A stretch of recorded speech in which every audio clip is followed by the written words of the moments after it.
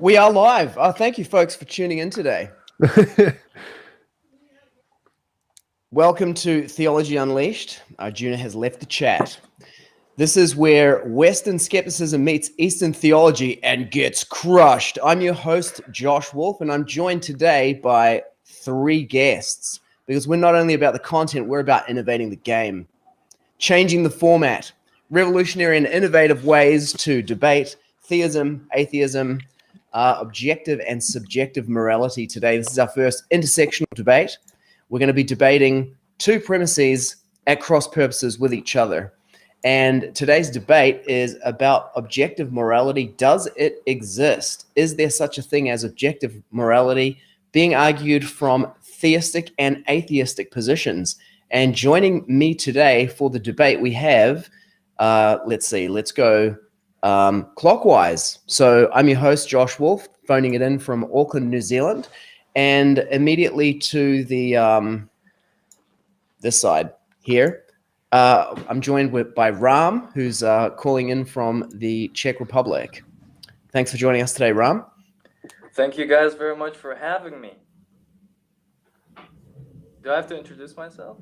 We'll do that in a second. Okay. We've got TJump below, phoning it in Hi, I'm from TJump. TJump and TJump's couch and TJump's microphone.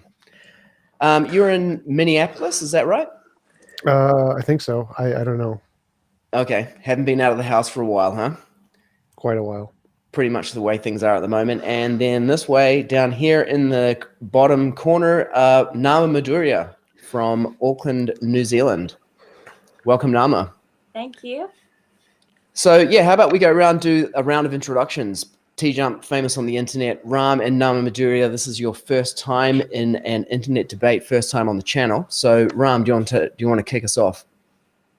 Yeah, so basically I'm just a regular guy. I'm just studying right now in university, and I have a lot of interest in theology and a little bit of philosophy, and I just saw the opportunity to go on here, and I seized it.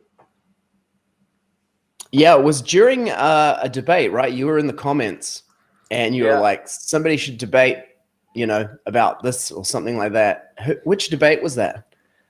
I don't remember which debate that was, but I was in the comments live, and I'm like, wow. I heard TJump's position. I'm like, wow, does he actually believe it? And then I'm like, yeah, I'm just going to go and debate him. Why not? Yeah, it was a TJump debate, and you were like, someone should debate him on this. And I was like, well, how about you? And you were like, okay, let's do it. Awesome. So if you're in the comments and you're watching today and you got something to say, Ram is proof positive that you can get on the channel wherever you are in the world. Magic of the internet. We're going clockwise. How did we manage to skip around there? Anyway, Nama Maduri, you're up next. We're going clockwise. Okay. Well, I'm 16 and I'm doing homeschooling at the moment. I'm applying to universities, and I've always been interested in philosophy because I've read some amount of it. And part of my education is to do rhetoric. So this is a great opportunity to practice rhetoric with other very intelligent people. So that's a really great opportunity that Sita Putty propositioned me to do. So I'm very grateful. Thank you. Or Josh, yeah. So yeah, that's me. Awesome. Thanks for coming on, and proof positive that you're never too young or never too old to get involved. Thanks for stepping up and representing. And TJump, for those who don't know you, you want to give a brief introduction? Yeah, I'm TJump. I read the dictionary online for money. I just sit there for like 6 hours and just start at A and go to D. I get about to D and then I fall asleep. And I'm paid to do this. This is my full-time job of reading the dictionary online. And you can see me reading the dictionary and find my OnlyFans on my YouTube channel. Check it out, youtube.com/TJump. Epic. So if you want to get anything past D, you got to subscribe to TJump's OnlyFans. Okay, great. So today's debate, objective morality. Is there such a thing? And there is no other moderator today. Arjuna was here, but he bounced. He's actually moving house at the moment. I helped him move a piano yesterday. He bought a house, and the lady was sentimentally attached to the piano. She's like, this piano belongs in the house. It has to stay here. He was like, okay, I can roll with that. As soon as he took possession, he's like, rings me up. Can you come and help me move the piano? So we carried it out of the house and dropped it on the side of the road outside a play center. which we had donated it to. So they were expecting it. So that's why he's not here this week. So I'm going to be kind of pulling dual duty today as a debate participant and the moderator. So we are debating, is there objective morality from a theistic and an atheistic position? So I'm taking the position there is no objective morality from a theistic position. Ram's taking the position there is no objective morality from an atheistic position. Nama Midoriya is taking the position that there is an objective morality from a theistic position. And TJump is taking the position that there is an objective morality from an atheist position. So how do we want to do this? Around like a kind of championship ladder of rock, paper, scissors, Spock, dynamite to see who goes first? Not it. Okay, TJump doesn't want to defend, he wants to attack. Does anyone want to go first? I could go. Okay. I could go first. Ram, you're it. So Represent atheism. Should I give? Yeah. Should I give a brief introduction of the argument, or just go straight for it? Yes. Yes to what? Yes to both of them. Okay. So, first of all, I'll try to give my brief understanding of TJump's conception of objective morality, and then he can correct me on some things if I'm wrong. Okay. So nah, just straw man him hard. Okay. So, as I understand, TJump's conception is that objective morality exists, and it's similar to something like fitness or health. So it is present in nature, and it is some law that exists in nature that, is, as far as I understand, is it independent of human mind? You said that this set of rules or this morality would apply to aliens as well if they existed, etc., to all conscious life forms. Do I understand that correctly? Yes, that's what objective means. Okay, yes. So I have a couple of problems with that argument. I believe that, I'll have to have a disclaimer first of all. I believe in God, I'm a theist, but for the sake of the argument, I'll be arguing from an atheistic point of view, right? Because I don't think that from an atheistic point of view, you could have an objective morality, because I don't think that it is a natural law. I don't see any evidence for being natural or, being beyond human mind. That's what I don't understand. On which basis do you conclude that this morality exists outside of human mind? Why is it subjective? Why isn't it just why is it objective? Sorry. Why isn't it just subjective opinions of people, and they determine based on it? On which foundation do you state that this is objective and it transcends human minds? This is my question. Because it would apply to aliens and all living species in the universe. Okay, it would apply to them, but okay, as I understand, your model of morality is based on imposition of free will, right? Imposition of will. There's no free will. Imposition on free will, on someone's free will. Is that correct? There's no free will. It's just imposition of will. Okay, on will. Let's assume on will. Okay. Just to clarify that point, are you saying that there is no free will in your model, or are you saying that free will does not exist? Like you're some kind of super hard determinist? Both. Okay. Both. Okay, that was your answer. Okay. But on which basis do you make this model? On which basis do you think a model can be created? Why do you think that? Why is it similar to fitness or It's health? going straight for the rebuttal. Okay. For example, fitness, right? What do you mean by fitness? Like the survival of the fittest, like natural selection? So how is the capability of a living organism to survive? Is that what you classify as fitness? Yes, the ability for an organism to survive in different environments. Okay, this we can observe, be objective. An organism can survive in an environment. Okay, the organism survives, is able to reproduce, his generations go on and on, whatever, right? This is something objective we can see. We cannot see this same objectivity with Back in the question, yes, position we of free can. We can will. observe it just fine. So we can observe Okay, just like okay. we can observe. But Wait, okay, wait, wait. So we can just like we can observe that there are organisms that can survive in more or less environments. We can observe that there are more or less environments or more or less interactions that we can have in environments. So it's the exact same. They're the same okay, thing. yes, that's correct. We can observe that there are interactions, but to make judgment based on these interactions is subjective. How is it objective? No, it's like saying Oh, we no, could make okay. a judgment that Okay. the more fit animal is the one that dies faster. Like we're giving Yes, it the okay, category okay. because it's a higher extreme. That's correct. Okay. So we can make these objective claims that some organisms survived or not. Yes? Yes. But can we say that, okay, it's good or bad that they survive? How can That's we like make asking this judgment? why do we call it more fit if they can survive longer rather than calling it less fit that they I'm not survive saying longer? I'm not saying that. I'm saying, is it good that they survived or is it bad that they survived? What is the answer? That's like asking, is it more fit if they survive or less fit if they survive? That it's a category No, error. that Like is our not, no, definition that doesn't is, make a difference. no. Look. What you're saying is we can say if they're more fit or less fit. They're more fit if they survive. They're not fit if they don't survive. Okay, is that correct? No. This is your point. You asking why is it good is like asking why is them surviving I'm more fit? Why do we not call saying an animal who survives I'm more not. often? Why do we call Listen. that more fit? I'm not saying that. Why is it more good? I'm saying, is it good or bad? Can you make that judgment? If something survives, is that good or bad? I'm repeating Can you myself. answer the You're asking question? the same thing. Why do we call surviving more fit? Why do we call more positive interactions Okay, good? because It's they're a able. title. Okay.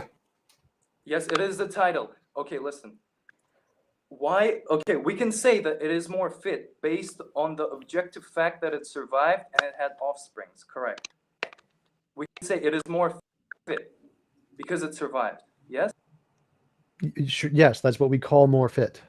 Yes, but it is not in the same category of what I'm asking. What I'm asking is, It's okay, it is fit. It survived. Okay, let's say that. Now, is the fact that it survived, is it good? Is it good, morally, or is it bad that it survived? It has That the nothing to do with organism. it. Those are two separate things. Yes, Fitness and exactly. morality are separate categories. Okay, but that's what I'm saying. Is that the organism did something, it reproduced, right? It did an action, correct? Your question makes absolutely no sense. So morality and fitness are both higher order emergent properties. Fitness describes how many environments an organism can live in. Morality describes different kinds of interactions that can happen between agents in an environment. We can say that an animal is more fit if it survives longer or in more environments. We can say an action is more moral if it produces more positive interactions between agents. Like this is not hard. Okay. It is an action is more moral if it produces more positive agents, right? But why Interactions is that? between agents. Yes, interactions between agents. Why is that? Why is it that we call something more fit if it survives more? Because we have a criteria that is objective. We have one living entity. No, you're not getting it. So no. So just think about stop for a second. So there's two possibilities here. There are certain kinds of animals that die in more environments, and there's certain kinds of animals that live in lots more environments who don't die. Now we could call the ones who die the most fit. They're the most fit ones because they die in the most environments. Like we could call it that, but we don't because we like calling the ones that live more fit. But what we call it doesn't make a difference. The objective fact of the matter is that this phenomenon exists regardless of whether we call it good or bad or whether we call it fit or not fit. The title we give it makes no difference to the objective phenomenon. Based on what? Listen. Our opinion. We call it more fit because it survives more. We like that title. So we call something good because it. I think I can see. title. Let me just jump in here for a second. Stand up the clinch. First of all, it kind of looks like Ram has come into this debate as like a segue from the last one, straight in from the presentation that you made in the last debate, TJump. So for people who aren't familiar with TJump's position on this, Ram has, gone straight into the rebuttal of TJump's position.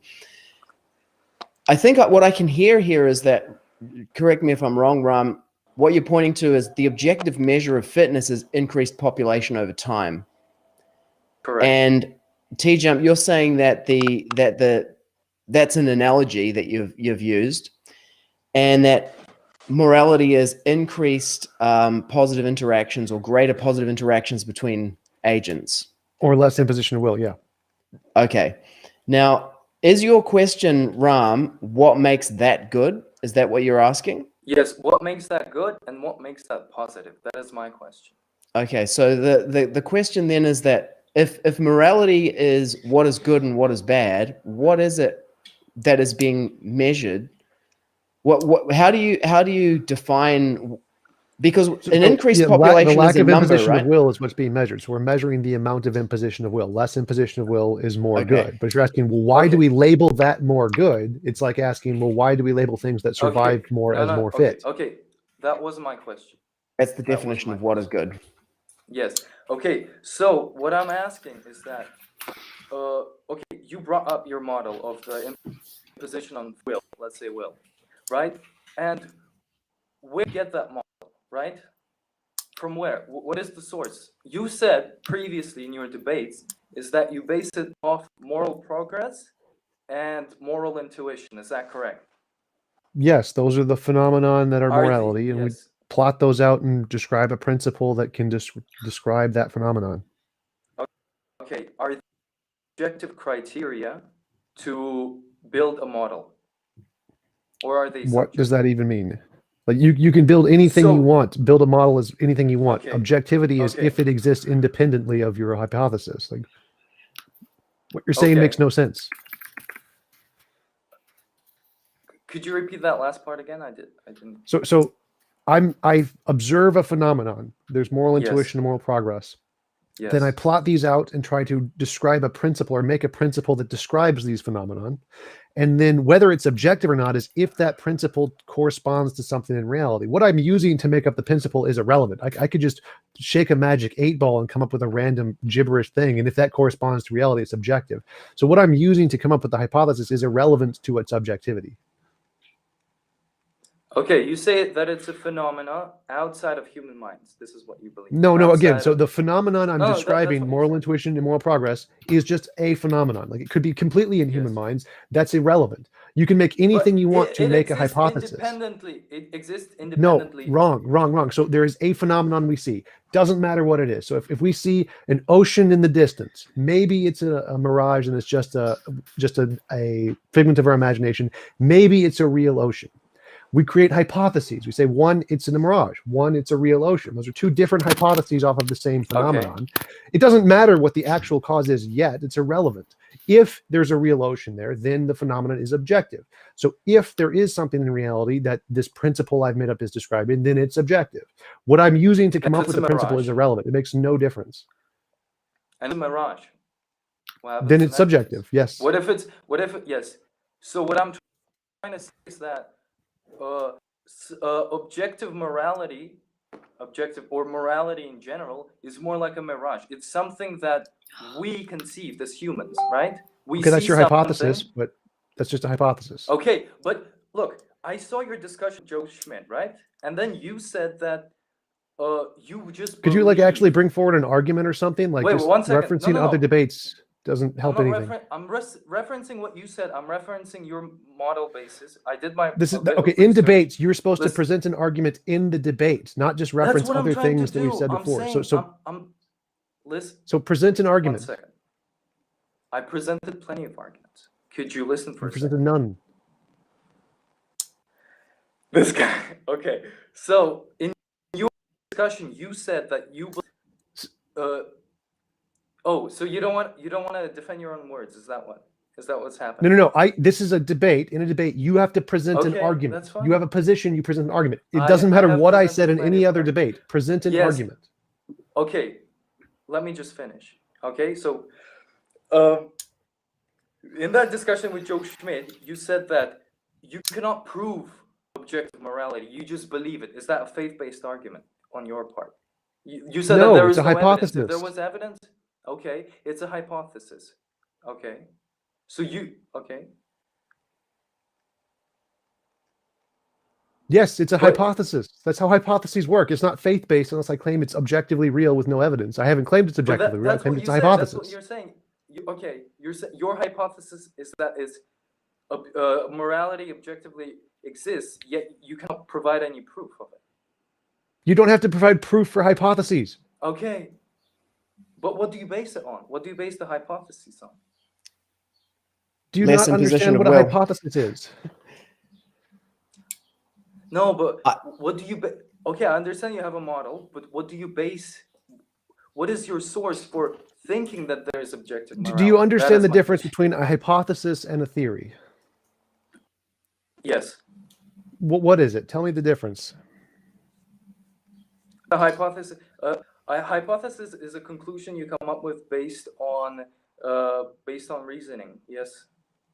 Based on things you have been presented with, and a theory is something with more formulaic. No, that is not the difference. So a hypothesis is just a made-up explanation. It's just something we think this thing is causing that. That's a hypothesis. A theory is when the hypothesis is confirmed by empirical data. That's what I said. Literally, I said it's more formulaic. It has a formula. You can prove it. And It has nothing to do with the formula. Hypotheses can have much more complicated formulas. The formulaic has nothing to do with it. It has empirical Okay. verification. But what? Okay. So why is a hypothesis is an unverified theory. A theory is a verified hypothesis. Okay. So you have a hypothesis. Why is that hypothesis credible? What makes it credible? What makes your hypothesis better than any other, or in case mine? That I believe that. Okay, so unverified means it has not been verified yet. So all the hypotheses are just. You have reasoning. You're asking. I've already answered this. What It's is a the reasoning? hypothesis. It makes no difference what you base it off of. I could shake a magic 8-ball and that it's can make empty. a hypothesis. So no, that's what you're not how saying hypotheses work. You doesn't don't have any understand relevance. science. No. What you're saying has no relevance because you don't understand how a hypothesis works. A hypothesis is what we think could cause the explanation. There could be infinitely many hypotheses. We can say some are conceptually better, and that's fine. You base a hypothesis on reasoning, or what do you base it on? Just whim? Stop asking that question because it doesn't make a difference. I've already answered this. It makes no difference what you base a hypothesis on. You could have dreamed of a farting leprechaun that gave you the idea. That's a valid hypothesis. How you came to the hypothesis makes no difference. All that matters is can it be verified independently of your imagination? Can it be? No, not yet. That's why unverified hypothesis means. Okay. So you can't verify your hypothesis that states that. That's what hypothesis means. Okay. You can't verify it. Which has been said millions of times in every conversation I've ever had. Like, if I could verify it, I'd already have a Nobel Prize. Obviously, I can't prove objective morality. And there we have it, folks. TJump has admitted defeat. He cannot prove objective morality. Thanks for tuning in today. I'm gonna play that on a loop. It's gonna become a meme sample. But I mean, that's always been my position. So saying there is an objective morality doesn't mean we need to be able to prove it. So different topics. Okay. But for the sake of the Ram Gopal has left the chat. All right. Okay. You know what? I mean, that was straight to the rebuttal, right? There was no presentation of a particular position in that. But one thing that I did get from that is I actually understood your model of objective morality for the first time. Cool. Yeah.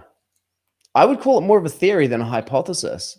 It's not really like objective morality. It is an objective morality. Can we create a morality on an objective basis? And you've selected one basis for a morality that can be objectively measured. And that's less imposition of will. And then we define that as good. Well, no. So I'm saying that thing exists. There's some part of reality which that principle describes. So like saying things that are more fit are things that survive better. That's just a definition I made up. But it also happens to be the case that there are things that survive more. And so there is that thing in reality to which this definition I just made up corresponds to, which is what makes it objective. So if the definition I made up corresponds to something in reality, then it's objective. Yeah, but it's not necessarily morality, though. That would be the sticking point there, because you've arbitrarily selected some objective measure. You could, select like the No. strength. So morality, there's only one thing that morality is. Morality is our moral intuitions and moral progress. That's it. That's the only thing morality can refer to. Whatever is causing those things, that is morality. There isn't another option. So whatever is causing our moral intuitions and moral progress, that is morality. If it's just evolution, then morality is just a figment of evolution. If it's an emergent property in nature, then morality is an emergent property of nature. If it's a god, then morality is caused by a god. Morality is whatever is causing our moral intuitions and moral progress. And so because I'm describing those phenomena, it's not arbitrary. I'm describing here is a thing that can cause those phenomena. Okay, you're on a roll. Do you want to go now? What? Me? Make your presentation. Would you like to do that? I think I did. I mean, as responding to his stuff, pretty much gave all of it, so I'm good at that. Would you mind it slightly again a little, because I had really bad internet in the chat. Sure. So my view is that we have moral intuitions and moral progress. These are phenomenon we experience in the world. They could be illusory, like a mirage on the distance that's not really there, or it could be a real ocean that's really there. And my position is it's probably a real ocean. There's probably a real thing that is causing our moral intuitions and moral progress, independent of just our imagination. It is a real phenomenon, just like fitness is a real phenomenon. It is an objective fact that some animals can survive in more environments than others. And so that feature of fitness is an objective feature of the world, independent of our imagination. And so if it is the case that the same kind of higher order emergent property can exist for morality, then that can also be an objective feature of reality, and I think it is. So I think that just like animals can be more fit, and that is an objective feature, we can have a world that is more moral, and that's an objective feature of the world. And so we can compare, like, this world is more moral than this world, just like we can compare this animal is more fit than this animal, because it has this property of it. And I think the property is less involuntary position of will. And the reason I come to that is because I look at the moral intuition and moral progress, our experiences of, like, saying killing people for fun is immoral. That's our moral intuition. And it seems like as society progresses, people become more moral. So, like, we give more rights to individuals, like women's rights, voting rights, eliminating slavery. We seem to give gay rights. We seem to give more of these moral things to people. So moral progress seems to be increasing. And so we have to describe a principle that can accurately describe what these two things are. And the principle to me seems to be any involuntary imposition of will is immoral. And if that's correct, then there is this higher order emergent property that exists just like fitness does in the world. And I think that's what objective morality is. I'm back. Yeah, welcome.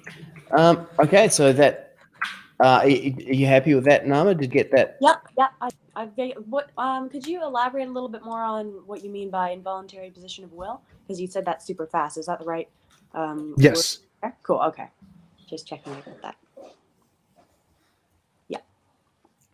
Okay, we've now shuffled the order of the clockwise thing, but that's cool. No, but can I ask you a couple of questions based on your model, right? I think we've already gone through a lot. We should probably give her a chance to present her model. Let's roll around, and then we'll have questions once we finish with the presentation. So TJump's given his presentation partly in response to your questions, and then in order to elucidate it further for Nama Madhurya. So that's Ram and TJump so far. And would you like to go next, Nama, or would you like to go last? I'm happy to go next. Yeah. Okay. Okay. So I've just been thinking about that. I'm presenting from the position of that there is objective morality, and that there is according to theism, basically. So I'm just going to present my view on that, and feel free to argue once I've finished, I guess, or to make points, or any feedback is fine. So I'm going to be arguing my point from the grounds of, or from the, I suppose, angle of epistemology. So, how we justify claiming that we know something is true. So that's basically what I'm going to be presenting my question from, or my point from. So I'm going to begin this with with the question of reality, kind of like we touched on a little bit from what I could hear of the previous arguments. So there's very few ways that we can prove that we live in a real world, because the instruments that we use in science to prove all of the other things about the world are material instruments. You can't, it's circular reasoning if you try to use as part of what you're trying to prove it. So we can't exactly do that. So one of the ways that, basically the only way really, that we prove that the scientists and everyone really proves that we live in a real world is self-evidently, by waking up from a dream when you're sleeping, and you wake up from a dream, you experience for yourself that your waking state is more real than your dreaming state. And people accept this. And therefore, scientists and the whole society today, especially being oriented around science, is just very willing to just take this and have all the scientists take extreme risks, just judging for the rest of using all of their experiments and finding out everything more about the world. And so therefore, the fact that there is reality is objective moral good, because why would the scientists want to risk all that they do and dedicate their lives and all of their education, and trying to move society towards all this knowledge if it wasn't an objective good? Because why would it matter? No one would care. It proves that you care, that we think that there's reality and that the scientists are willing to discover so much about the real world. So this is what I wanted to start off with, because it relates me to the science a little bit more, and usually they're more on the atheistic side. So this goes all the way back to, as well, Aristotle's foundational, in that not all knowledge is demonstrative, and some has to be independent of demonstration on a kind of I can seal it kind of way. And I think waking up from a dream is quite close to that, as you're going to get, because one has to experience it for themselves, but it's harder to demonstrate, as it is to demonstrate, for example, how a car works. A car is a scientific invention, so that's a kind of just a side note there, that it connects back to Aristotle. So my next point of that basically is that, so reality established that reality is good, because people base so much of their lives on discovering about reality and care about it.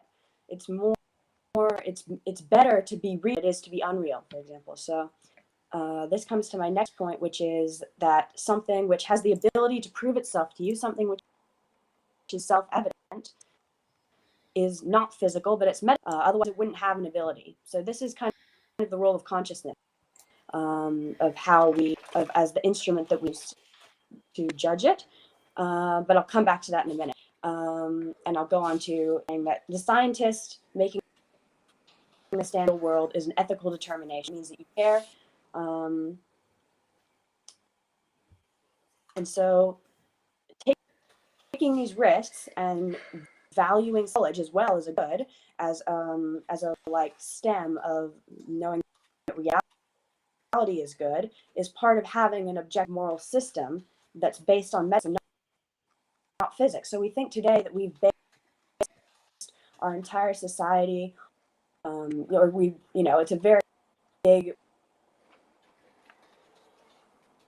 moving, just regular lives on technology and on iPhone. We're all using an iPhone to have this. We all have a washing machine, most likely a dishwasher, things, internet in our houses, and so we do lives off of technology and science, and we're all very grateful for that. We've an objective moral system, and it's the whole system that science demonstrates all comes from the care and the good and the moral good that reality is real. So I thought that was an interesting thing to point out, for that there is objective morality, because we all believe in science, because we're all using it. If we didn't believe in it, none of us would be on our iPhones or computers debating objective morality, and they all can agree on that. And so that was one relatable aspect I wanted to try and, or one relatable example that I want to try to connect you guys with is that we believe in science, but science stems from an objective moral system. It's part of that objective moral system that society is based on. So now that I've established that, just like in atoms and electromagnetic forces, a lot of, and nuclear forces, those are some of the source of a lot of science today. So everything that's a physical object has a source, but metaphysical science itself comes from a metaphysical source, which is the experience of reality. So therefore, metaphysical objects like reality and objective moral good also have a source. And the source of all metaphysical reality, including including justice, peace, charity, chastity, all of these stem from God. Absolute, or you could say an absolute reality, or an which explains all relative. So the moral systems that we all adhere to, the moral, what did you call it? Moral intuition? Moral intuition? Yeah, so all of that stems from this absolute truth. Because we have all these systems and these intuitions, and we have all these systems that we base society off of. We have the justice system, a huge part of our culture, and it's all based off of these morals. Like justice itself is a metaphysical principle. And so metaphysical objects, which have a source in God, like reality, like that reality proves itself, scientist is a moral good to do science, part of this ethical system, because you only have to, it's part of this ethical system because one of the main big leading points is it right? Is it good? So is it justice? You only have to, that's another example. Have the scientist example, and then according to more of having morality linked to a system, you have the example of you only have to practice being a good person compared to being a criminal to know that acting as a good person is better. Example of charity.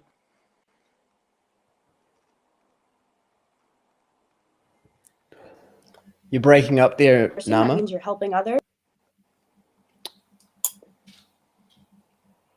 Nama, if you can hear me, maybe try turning off your, can you turn off your camera? What was that? Your signal is breaking up. Can you try turning off your camera? I think your bandwidth is quite low from where you are. Okay. If you turn off, there should be a button on there so you can turn the camera off, and then we'll just get the audio. Can you hear me now? Yes. Yes? Okay. Sorry, I'll keep going. So my other example, you only have to practice being a good person compared with being a criminal to know that acting as a good person is better. Like if you're giving charity, if a person is giving a criminal, they're giving a person the experience of goodness, which is also a metaphysical value, as opposed to the experience of the bad result all the time. Persons give to criminals a self-evident experience of good that they wouldn't accept from that charitable person, and the charitable person themselves experience an even higher level of metaphysical good that they wouldn't be able to get if there were no criminal people. So experiences, what do you give to someone when you're helping go into helping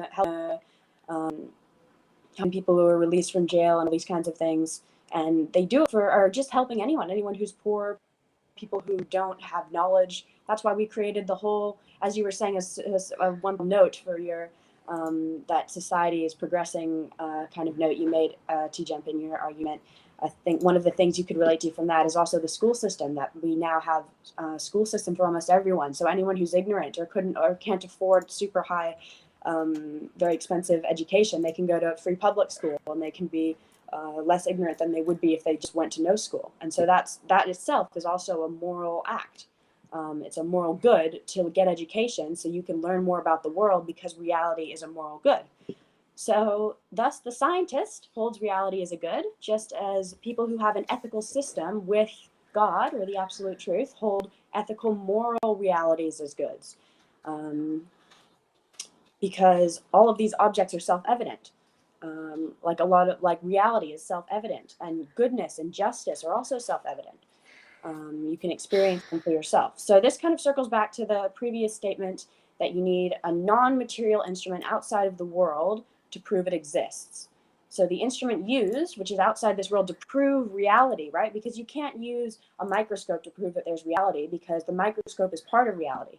So what we use to prove to ourselves that there is reality is our consciousness. And the consciousness, so our consciousness is it's not part of this world. You can't measure consciousness, but we know it's there. Like they have quantum physics and all that now to at least scientifically be aware of it. But you still can't, you can kind of see the effects of consciousness, but you can't see, measure, or hold consciousness. And that's what we use to understand that we do live in a real world.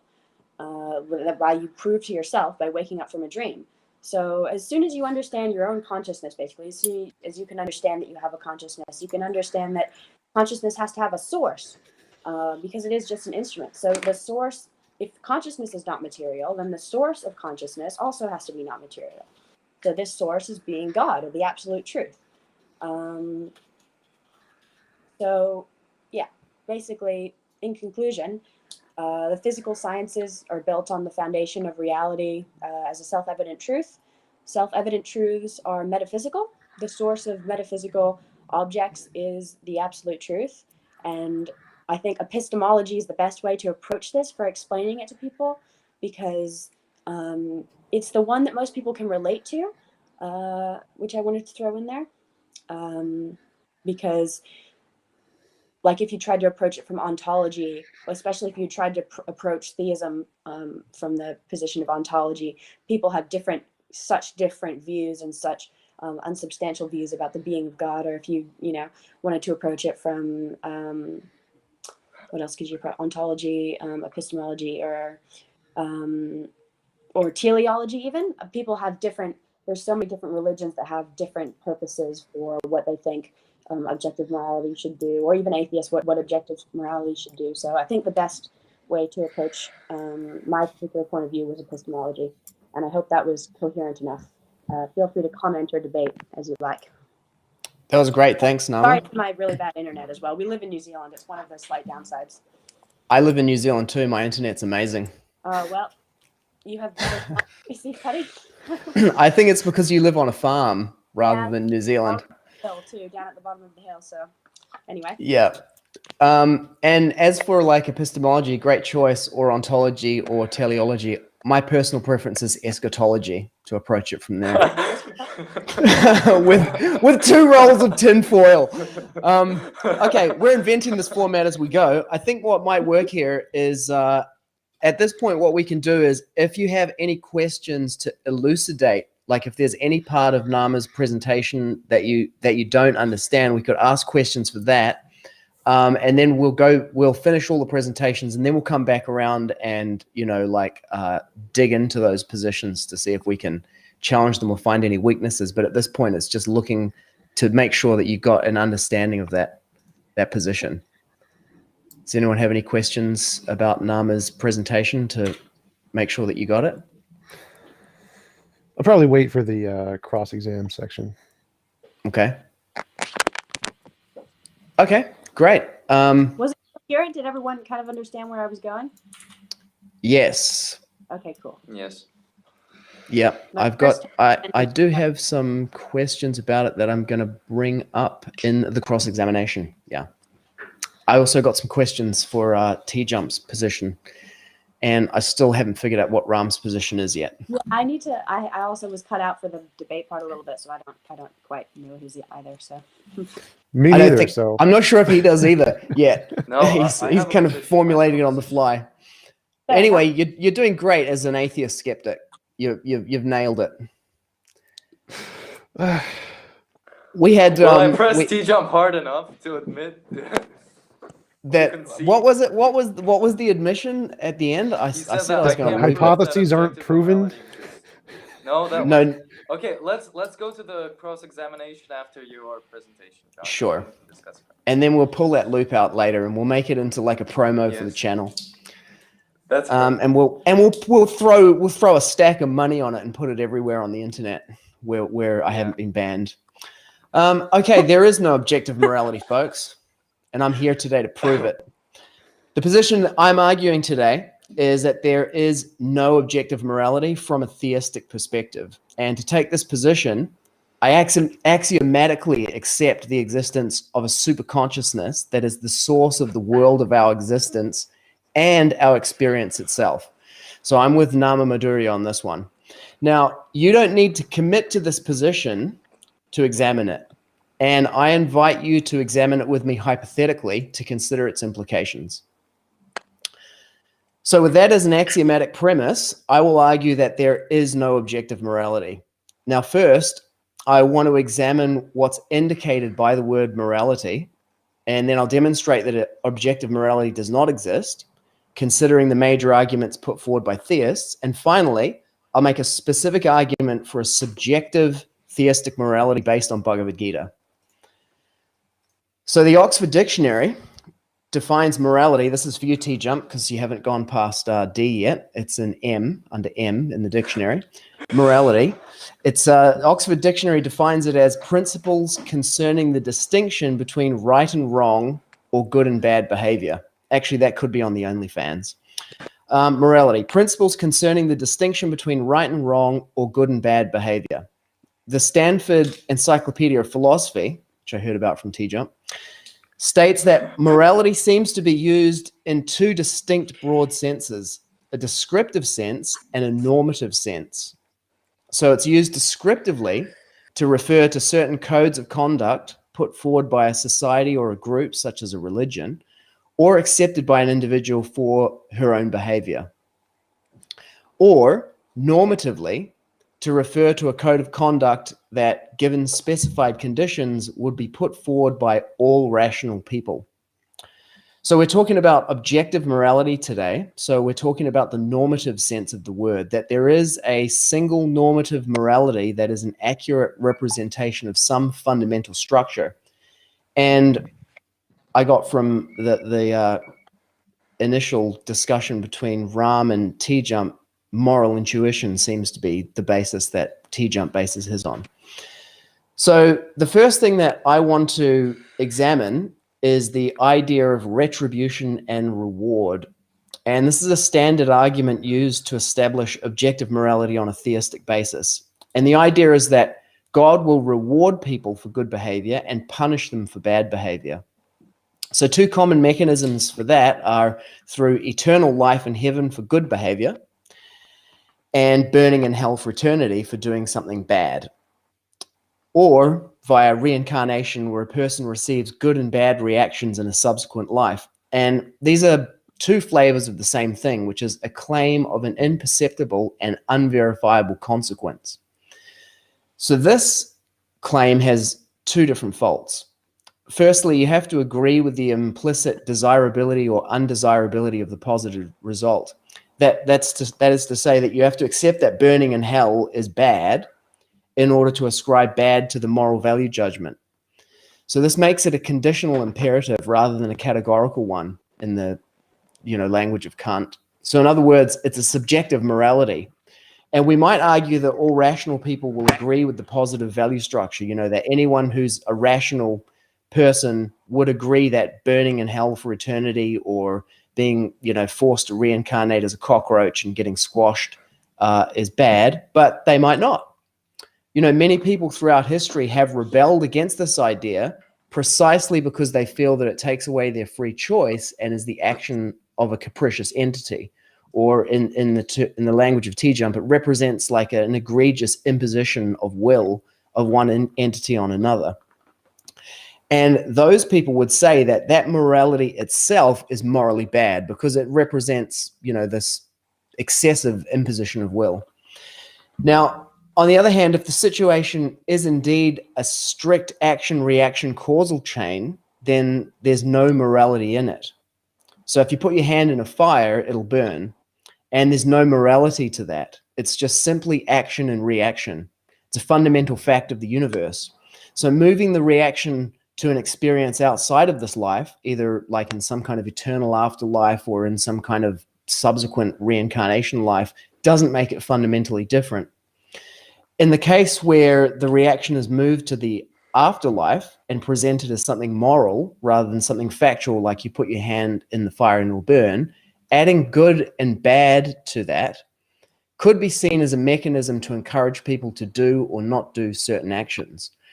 You know, we don't have to tell children not to put their hands into a fire, especially once we don't have to tell them not to do it once they've experienced it. We don't have to tell them that it's bad to do that. They have an as-lived experience of it, and we don't use morality to enforce that. There's nothing morally bad about it. It just sucks, and so people generally don't do it. So we don't need to invent or introduce the concept of morality for such an obvious action-reaction causal chain. Morality is a mechanism of social disapproval used to motivate people to take or not take actions whose consequences cannot be easily inferred. So a moral code is necessary only when a person cannot clearly see the action-reaction chain. So no one would disagree with the statement that you shouldn't put your hand in a fire, but they wouldn't consider that to be a moral statement, even though it contains this idea of should in it. It's a categorical imperative, and it's founded on survivability and physics. So if such a higher physics exists, like eternal life or eternal damnation or reincarnation, then morality becomes only a social or a psychological phenomenon used to motivate people to take action based on a categorical imperative with respect to these unseen consequences. So I call that the strong claim of objective theistic morality. You shouldn't do it because it's bad, and that means God says it's bad and you'll be punished for doing it. Or you should do it because it is good, and that means that God says that it's good and you'll be rewarded, or you'll at least avoid punishment if you do it. So a more limited claim is that theistic objective morality represents categorical imperatives whose consequences manifest in this lifetime, but whose causal relationships are not easily understood. So, for example, individual actions can be detrimental when they're exercised by others in a large group that you participate in. For example, stealing from others benefits me as an individual, but living in a society where everyone else steals from me is not beneficial to me. So in this view, God tells us these things like a parent gives advice to a child, like don't smoke because it's bad for your health. Now, a child might rebel against this, but the parent is not to blame for the consequences if the child does do it. The moral guidance that they provide is advice, designed to motivate them to act in a particular way to avoid the negative consequence. So any moral guidance of this nature, claiming to be from God, can be generated from game theory. It does require deeply or fully understanding the consequences of actions, but again, it's a categorical imperative, and it's linked to the fundamental nature of the world, and particularly economics. TJump is disagreeing. Go for it. You keep saying that's a categorical imperative, but categorical is the objective kind of morality. I think you mean hypothetical imperative. It's a hypothetical imperative of, if I want to survive, I ought to do X. That's a hypothetical imperative. Categorical is being it's objectively immoral to do X. A hypothetical imperative. Well, yeah, the reason why I say it's a categorical imperative is because I implicitly accept that every living entity wants to survive. That's still a hypothetical. So if I want to survive, I should do X. That's a hypothetical. Categorical would mean it's independent of any type of motivation or proclivity or desire. It's just you ought not do X, period, regardless of whoever you are. So that would still be a hypothetical. Yeah, it's the if I want to survive thing. Like I would take that out of the statement because it is there. You have no choice in that matter. The choice isn't relevant to the categorical hypothetical distinction. So like if every person wants to survive, then they all say, I want to survive, therefore I should do X. Whether they choose to want to survive or not isn't relevant to the hypothetical categorical thing. Okay. I'll go with hypothetical then. Categorical, because Kant does believe in objective morality. He thinks there is a categorical imperative, which means there is an objective morality, which is why we should do something. That's why he makes the distinction. So Okay, and I'm arguing against that. So yeah, categorical imperative is bogus. Hypothetical Yep. imperative is the new black. Hypothetical imperative is so hot right now. And it's linked to the fundamental nature of the world because all living entities want to survive, and particularly to the economics of survival. So in this model, theistic morality is descriptive, but it represents a set of principles based on a normative morality that's amoral. It's simply action and reaction. It's like fundamental features of the universe and survivability. Now, the issue with this is that the action and reaction consequences will differ based on various environmental factors. It can be, for example, it can be advantageous to practice deception if you're at a significant disadvantage without it. Like you might misrepresent your available military forces or your resolve to use them during negotiations in order to secure a favorable outcome.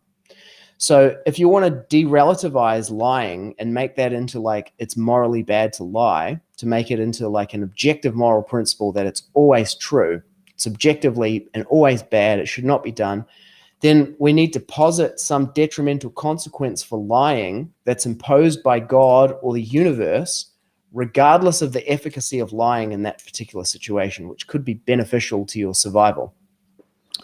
So we're left with a further problem at this point, and that is that different theistic traditions have different moral codes.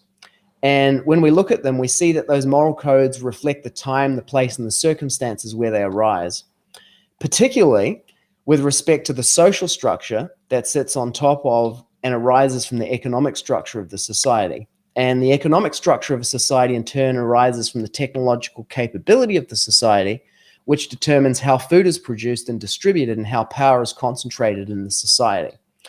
And I would point to, as Nama was saying in her presentation, the development of technological prowess of our current civilization as the causative factor in what TJump pointed to, which is, we've got gay rights, we've got, rights for women, this increasing rights is an emergent factor from our technological advance, which changes our economy, which then changes our society, which then gives rise to this subjective morality that arises from those.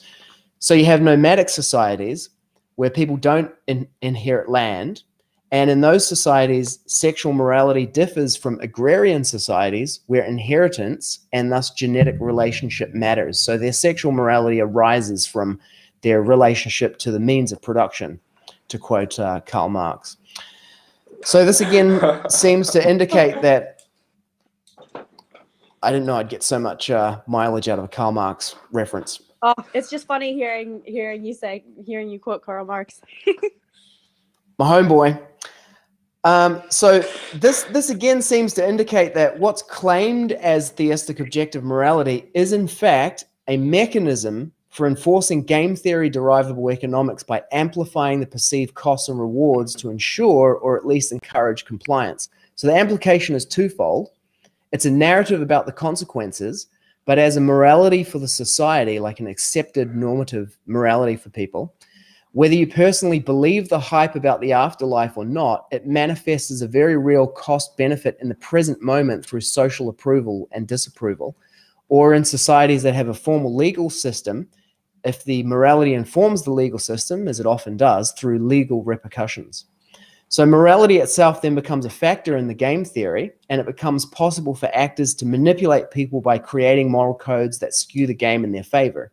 And it's difficult for an individual to detect when this is being done, since God doesn't speak to everyone individually, and different people who claim to hear from God make different claims, and they generate different scriptures.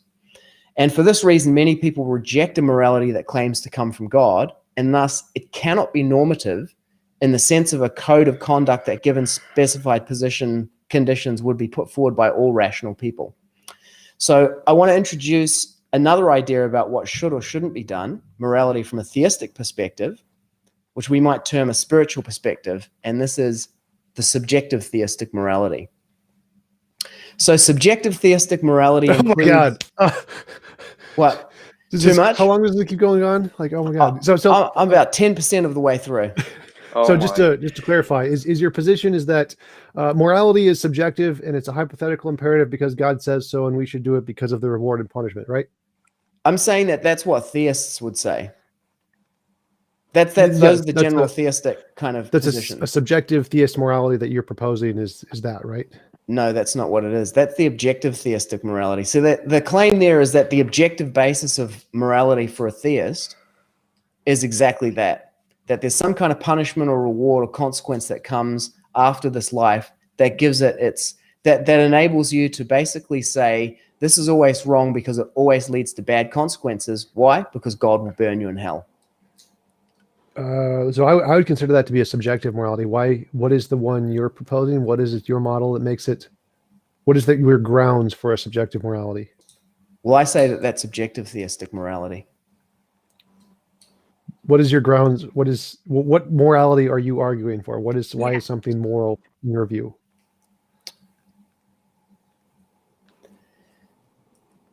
So what makes something moral in my view is Like in this debate where you're being a theistic subjectivist.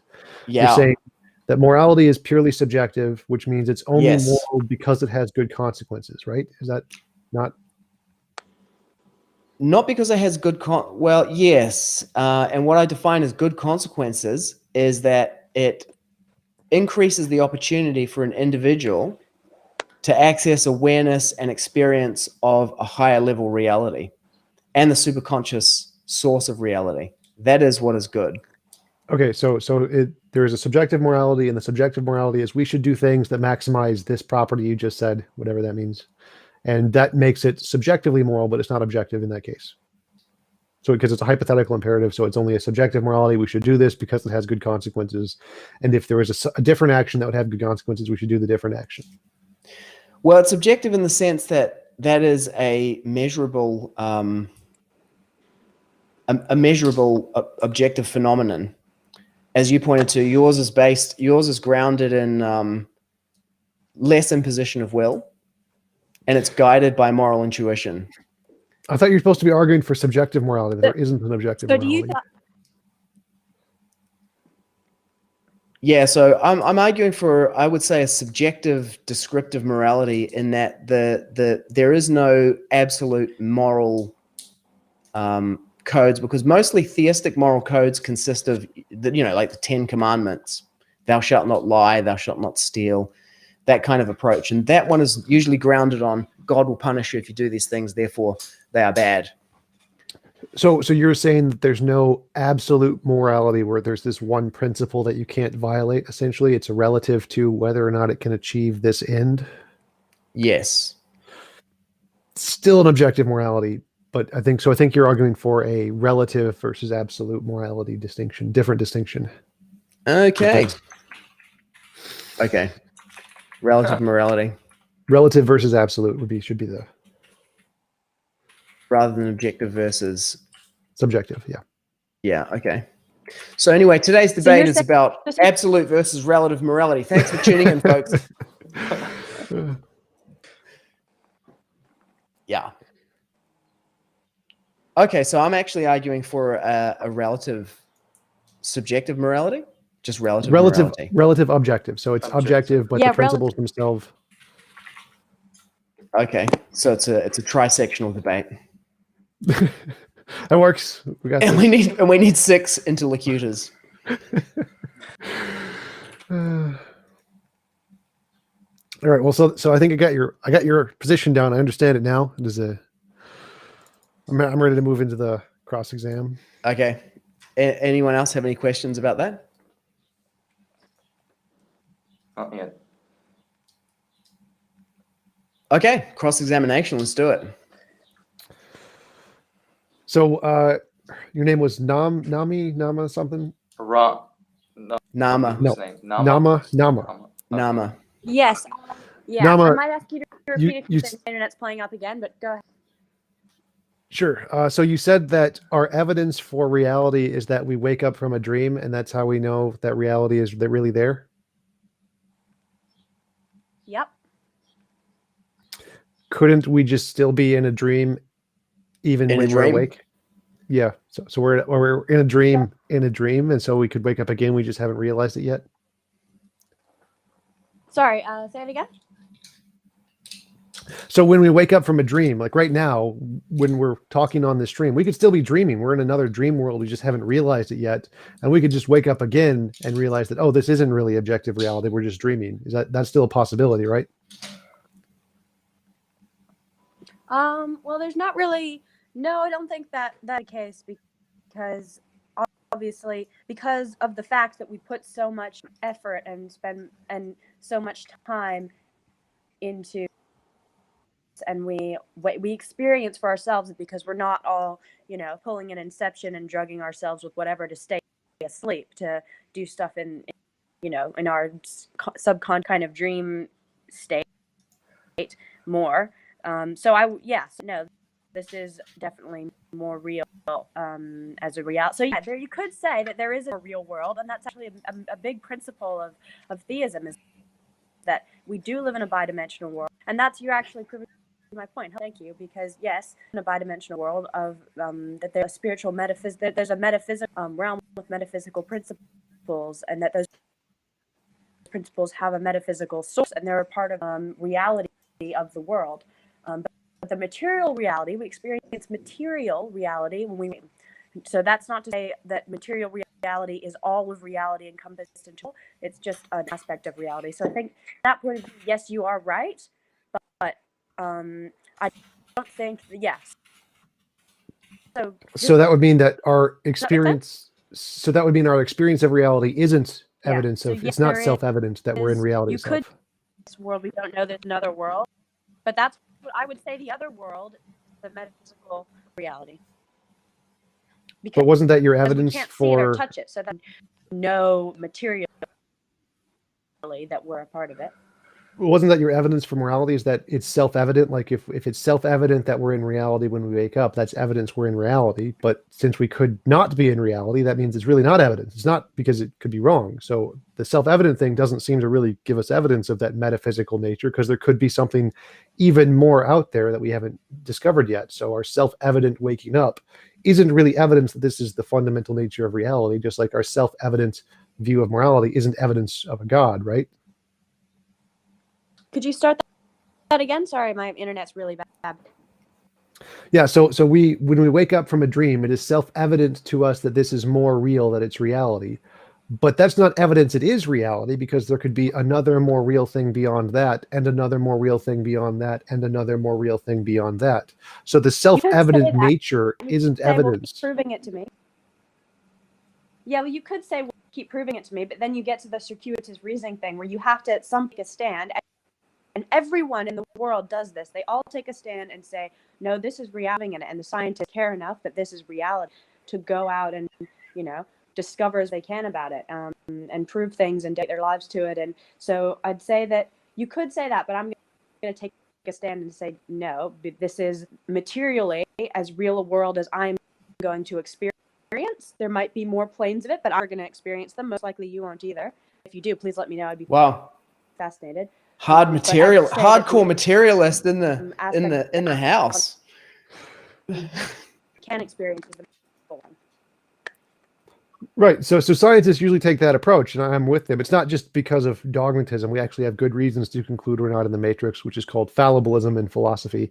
But that means that we should say there's nothing out beyond that. If there's no reason to believe there's this second metaphysical realm with this God thing, if we apparently experience this as reality, then it's reasonable to conclude that this is all of reality. No reason to go further than that. Nah, bogus. Thank you. No, I had the same question actually, but it sounds like you're more of a materialist than TJump is. But this was my query about that same point. You said that we accept this world as real and seek to increase knowledge and understanding of this world proves that that we care and that scientists care. But it does. Is it distinguishable from is an objective good? So yeah, if you believe in but couldn't technology, then you believe in objective morality because you're participating in it. I didn't understood that either. Like, I don't understand how believing there is a reality is a good. Like I could believe we're in the Matrix and still do science. I could just believe that it's fun. I don't care if it's real or not. That's me. Yeah, exactly.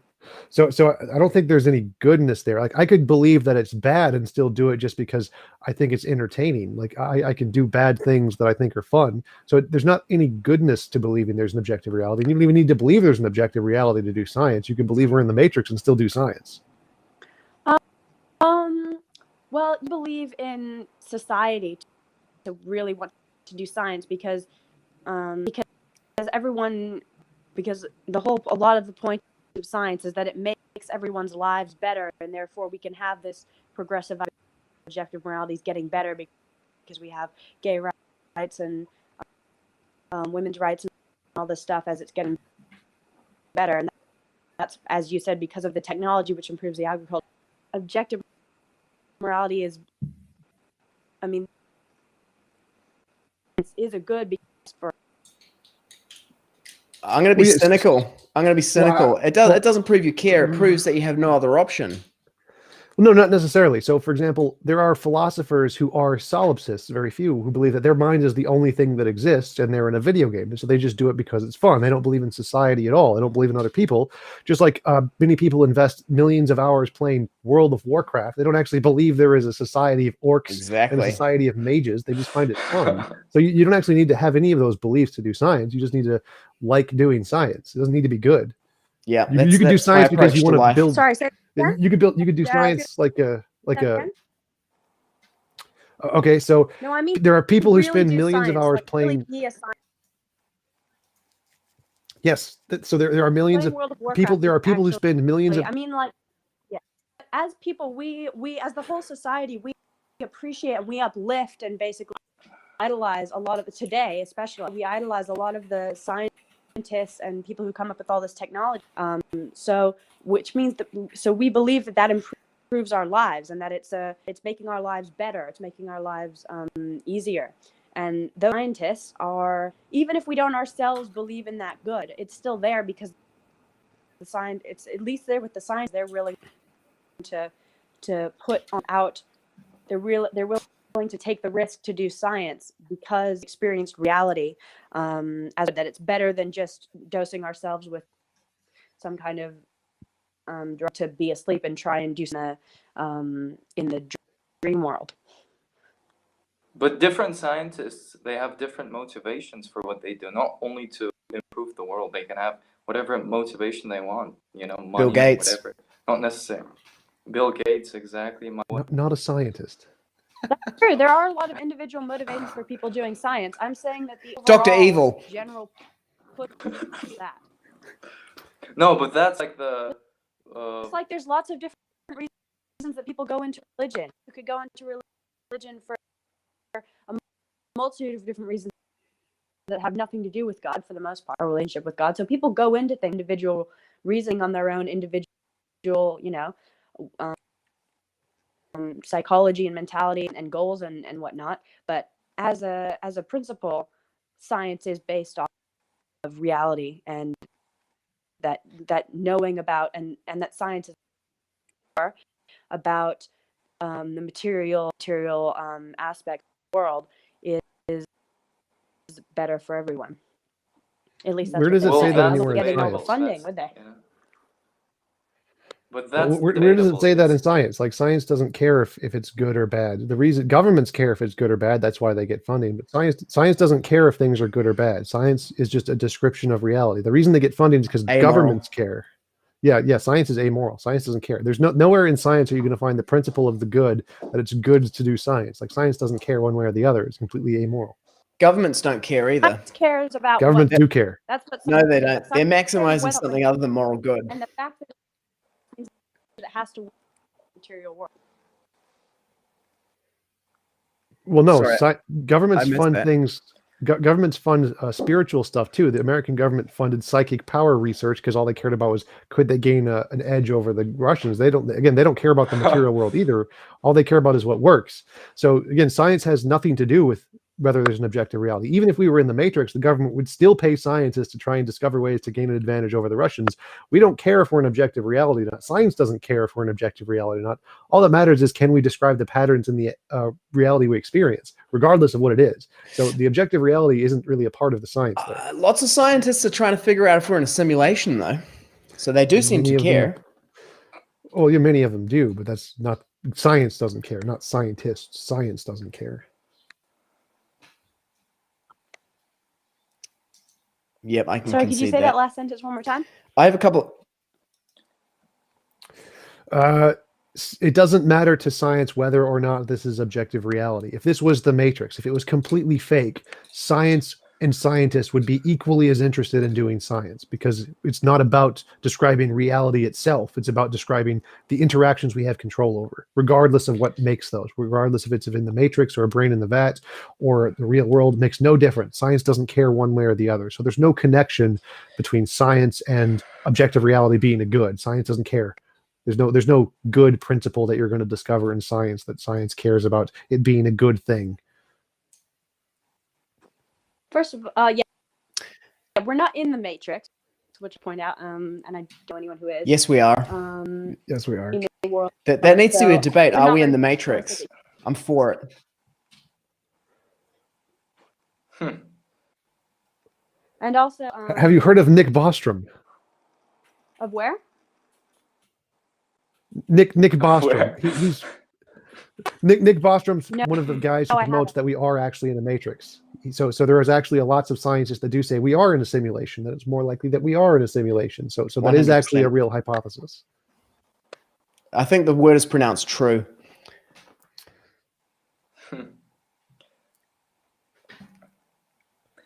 Anyway, can I ask a couple of questions? Well, that's one. You get one more. Okay. Burn. Okay. Anyway, so TJump, can I address you about your model of And he morality? Nope, blew his second last question, we're question. Well, how could you do that? You blew your second question on that. Okay, we'll give you a bonus question. Okay, so I just want to understand your model a little I'm bit lost. better. Where are we? So We're We're on the discussing internet. TJump's It's a model. channel called Theology Unleashed, where Western skepticism meets Eastern philosophy and gets crushed. We're in the Matrix. I don't know what you're talking about. Oh, Matrix. okay, right. so according Anyway. to you, anything poses on another person's will is immoral. Yes, That's your without consent. okay. Without consent. Okay. Say for example, a guy is walking on the street and a piano is about to fall on his head, and I drag him, I push him or whatever, and then he avoids the piano. For example, that's a bit of a radical example, but what I did, was it immoral? It was pragmatic, so that means it was subjectively moral, objectively immoral.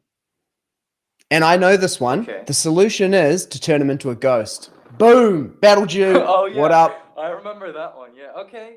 I just okay. That's your model. Okay. Another thing, having any sort of rules, you can't stand in this area. You can't spit on the grass. Is that immoral, or is that Yes, if amoral? you didn't consent to them.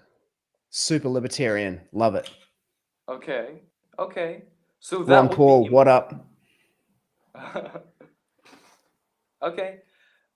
And I would like to go back a bit on the basis of the foundation of your model, okay? So for the sake of the argument, you say you have this hypothesis, right?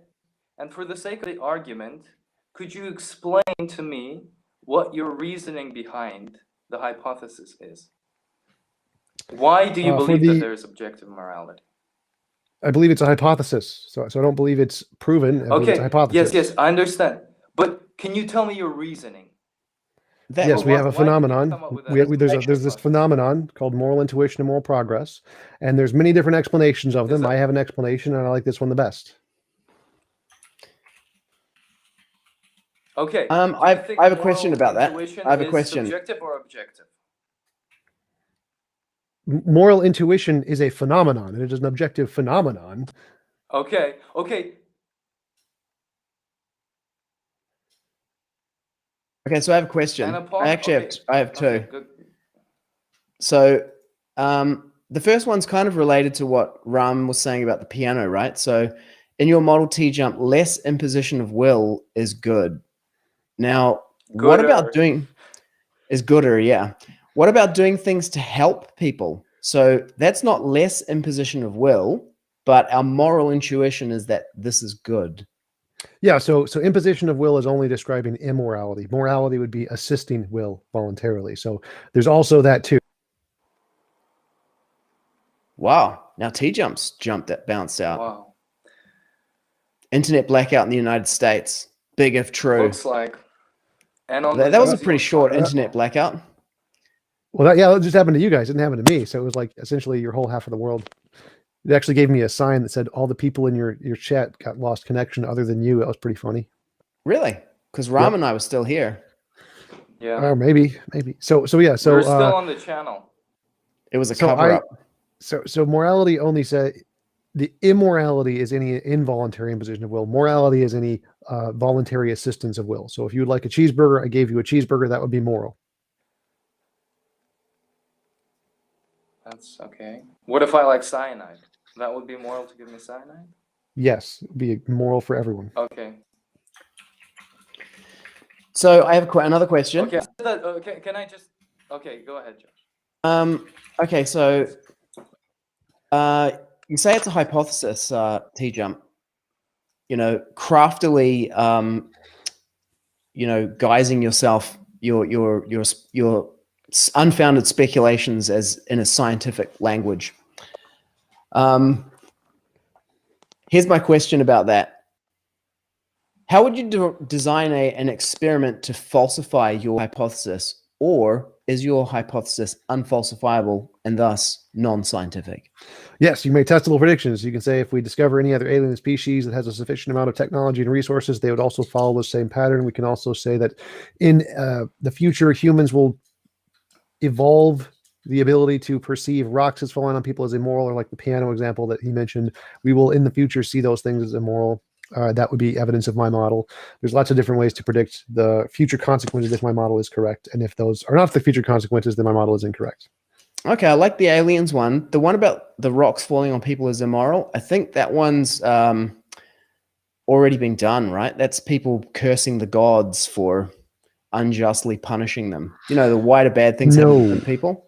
No. So I'm specifically saying a rock that randomly falls on someone, we are going to see that as immoral. That's a very novel prediction because most moral models say that for something to be moral, there has to be agency behind it.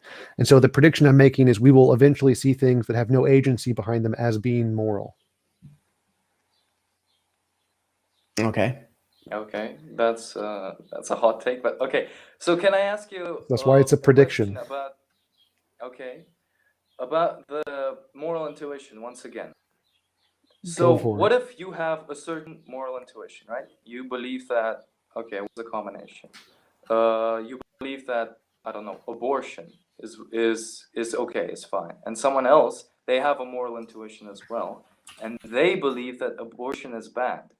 So how can you put the two moral intuitions together? Are they subjective, or is one of them objective, which is yours? It's really easy. Like, that's such a dumb question. Like, people see different illusions. It's not a dumb and question. That doesn't. It's a dumb question. It's a really dumb question. People see different things from different perspectives. That doesn't mean that what they're seeing isn't there. It's dumb. So clearly, I'd like to point out that there are no dumb questions, only dumb people. There are both. There are both. I don't know if you should thank me for that, Ram. That could have been a backhanded compliment. Yeah, obviously. So yeah, like the fact that if one person sees a mirage and the other person sees an ocean, or if one person sees an object that's green and one person sees an object that's red, well, is there no object there? Well, no. They just have different perceptions based off of their eyes. You can have a subjective different interpretation of a phenomenon that objectively exists. The fact that there are different subjective interpretations of an objective phenomenon does not mean the objective phenomenon doesn't exist. It makes no sense.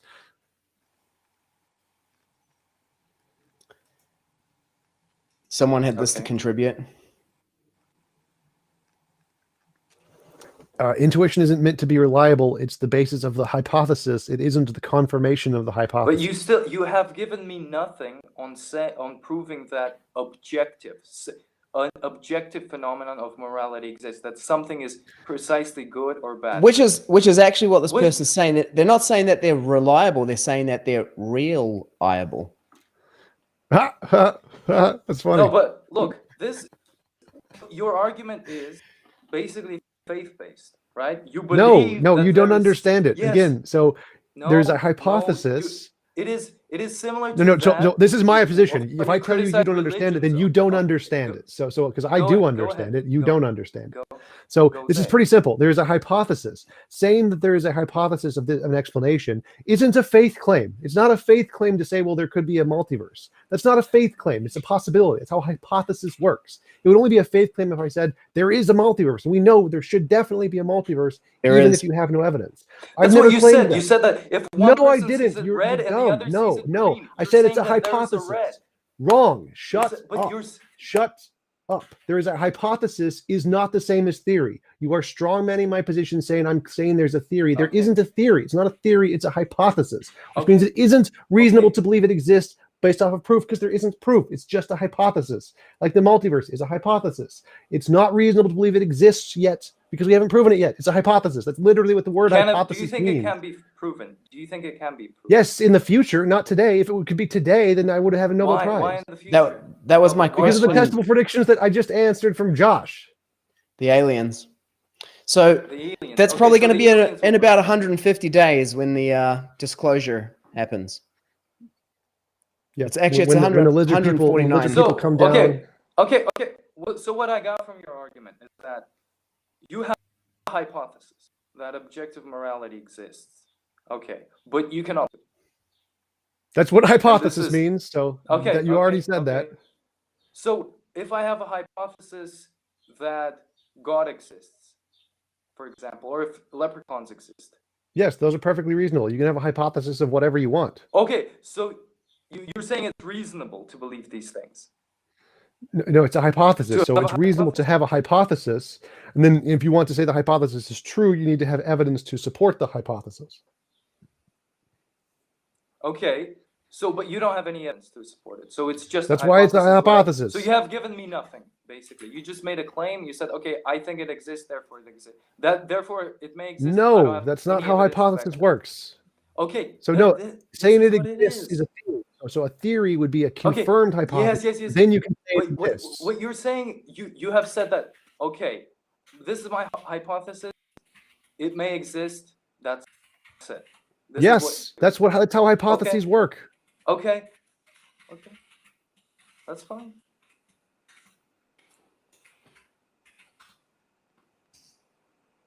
With questions. Let me see. I had some more.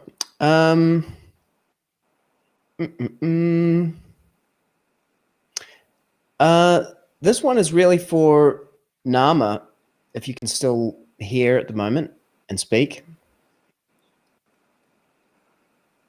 You still with us, Nama Maduria? Maybe muted. It says on air. Maybe you could bring the question up and Oh yeah, well, Type it out. it was kind of like where TJump started from, that we accept this world as real and seek to increase knowledge and understanding of this world proves that you care. To me, that's indistinguishable from just proving that you have no other option. Like, it would be evidence that you cared if you had like two different options that you could take and you chose that one. And then you could say that choice was motivated by care. But if there's no choice, like basically your choice is to be a solipsist and a nihilist, like the world's unreal, it doesn't exist, or to be a scientist. So it's kind of like if you're presented with like something that you might say is a bad choice or something else, if you choose something else, it doesn't necessarily mean you're into something else. It just means you're not into the alternative. I don't understand what you're saying. I have no idea as well. And where did you even get the question? I don't know. It's To make things a little bit more interesting, because it's kind of like a little bit too organized and everything here, I'm just randomly bringing in this caller from the internet. Karan, you're live on air with the panelists here in the debate. you should Can you actually hear have us? like a call-in number that people can call in. That would work out. That works pretty well to get lots of people involved. I pretty much ghetto did that with a link in the chat. We can't hear anything, Karan. You're gonna have to fix your microphone or something. Turn your camera on. Mystery caller. And he's gone. And bounced. Maybe he'll come back. Okay, so what I was saying there is like, no, it sounded to me like Nama's argument was that because scientists accept this world as real, that's evidence that they care. I'm just saying that could be evidence that they have no choice. I would disagree. I would disagree with that. Oh, this guy's internet connection is terrible. Your internet connection is unstable. You are the weakest link. Goodbye. Exactly. I'm not sure what's happening with Nama's one. Like, I can't hear anything. It says that she's in here, but yeah. Yeah. You send her a message on like Facebook or Twitter or whatever.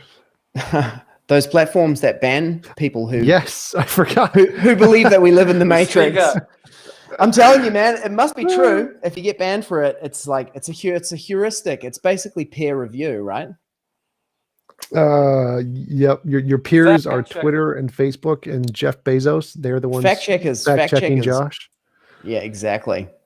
You know, interestingly enough, there is one acharya in Krishna consciousness called Bhaktivinoda Thakur, and he says that all of these descriptions in the scriptures of like heavenly planets and hellish planets where people get punished after life are actually made up in order to motivate people, like strategically, to take morally good actions. Because mostly people are, you know, what we call immoral actions like imposition of will is people attempting to game the system for their own, you know, survival or, you know, economic benefit. Nama's in. Karan, can we hear you this time? Karan, yes, hello, hiya. Karan, hello. Nope. Oh, he got to say his name and hello. Tell him to like type his question or something in the chat. Yeah. Okay. I think that's it. Yeah, you'll need to type your question. And if there's anyone else who's watching who has a stable internet connection and would like to call in, just shout out in the chat. Type your question in the chat. Yeah, because, you know, this idea of the imposition of will on others, I mean, that's actually like a good thing for survival fitness, right? So it would seem that morality and evolution, because deception is an evolutionary strategy, am I right? Well, deception is very good for survival. So imposition of will is actually beneficial for survival. Not having imposition on will is actually very bad for survival. Exactly. Because other people will impose their will on you. It's bad for yourself. It's bad. No. So like if you adhered to my morality, you would probably lose evolutionarily. So evolution goes against my model. So you're saying that your morality is for losers? Yep.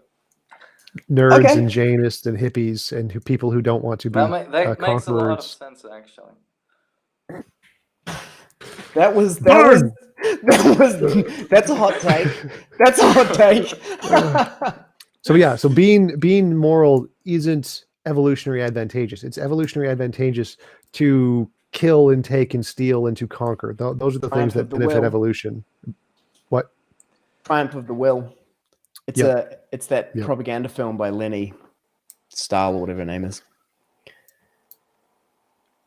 So yeah. Okay, so you're saying that your morality is evolutionarily unfit, but since evolution is an objective reality, how could there be a morality that exists in the world that isn't derived from evolutionary fitness? Where's the grounding for it?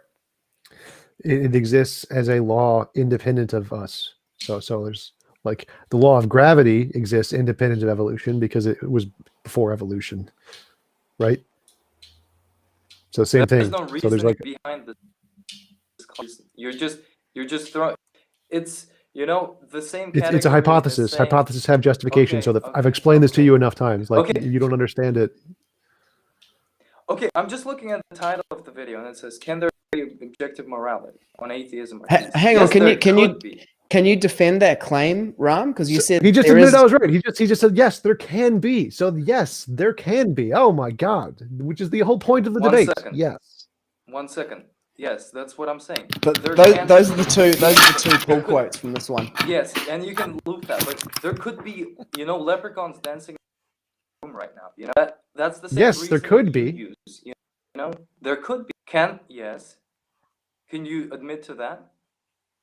Yes, hypotheses, that's what they mean, is it can be. It is But you possible have to do given this. me. Okay, that's fine. But for the sake of the discussion, you have given me nothing to support that. You say, okay, maybe in 150 years when aliens come out via the testable predictions, maybe we could say that there is an No, objective you're morality, confusing can be and is be. Have I shown that it is the case that there is objective morality? No, it's a hypothesis. The only No, thing you I'm haven't. supporting is can it be the case? And that's yes, it can be the case. Here is how it can be the case. Have I proven it is the case?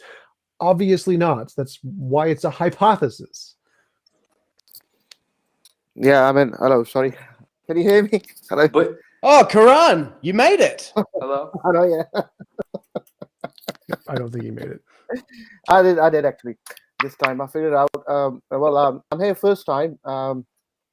Thank you. First time call. Congratulations. Yeah, I made it. Yes.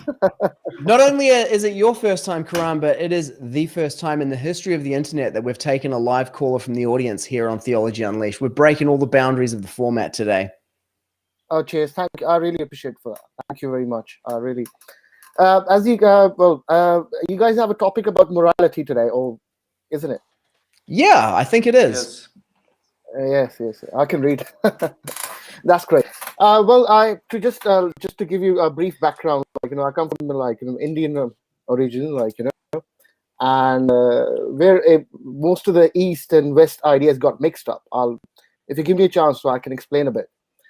In Western ideas, where it's come in Abrahamic religions and beliefs and everything, they have in them is the element of God in there.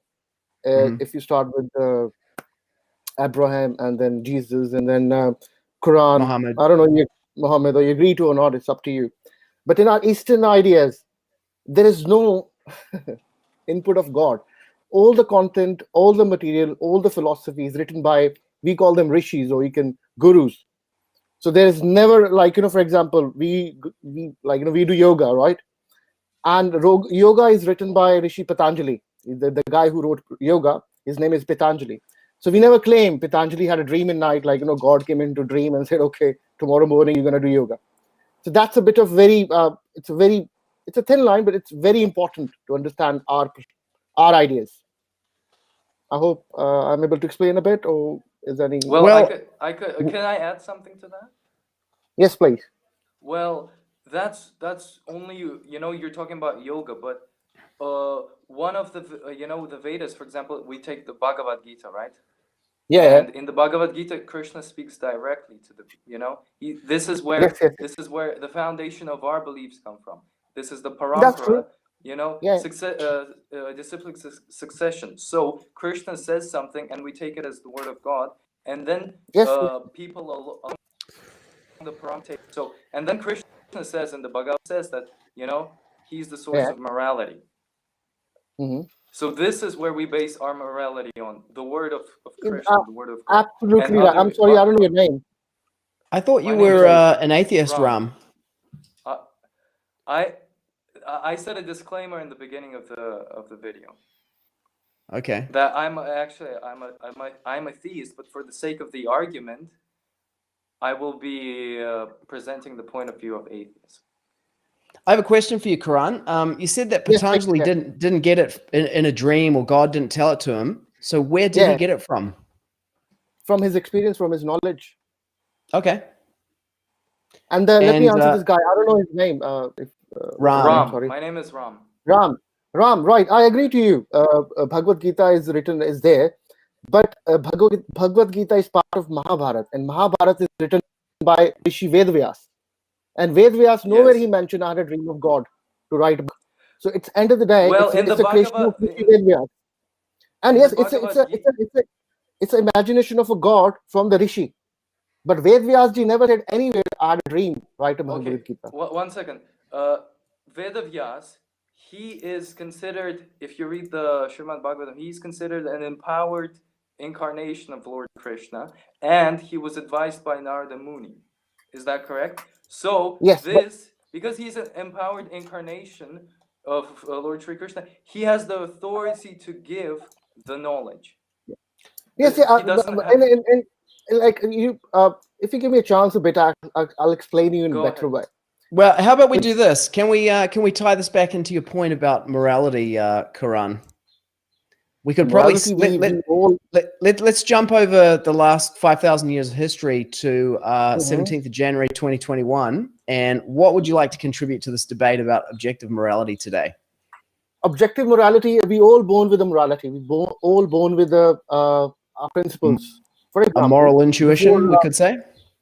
No, We could say if that. I just let me finish, please. Yeah. Let's say before Europeans arrived to America, right? Yeah, you're with me. Let's say there's no Yes. Europeans in America. The native of Americans, they knew everything. They know how to speak, communicate, live in a family, how to train animals, food, and everything. They knew everything without any book. So how come they got their morality? TJump, you're from America. They never had any. What? He was. Evolution. Evolution is I how they was- got access to it. I was Yeah. actually thinking that's like an alien invasion, right? Europeans arrive in America. It's here come these other human beings. Illegal aliens. No. Right, the morality, we all born with it. There's no, we don't need a book for that. Yeah. Like, we don't need a book like to tell us like what to do, especially by God. Okay, Definitely but not that one. we don't need a book, but it is the nature of the soul to have these qualities. But hang on, what's Karan's actual point? What's your actual point? Okay, we got that.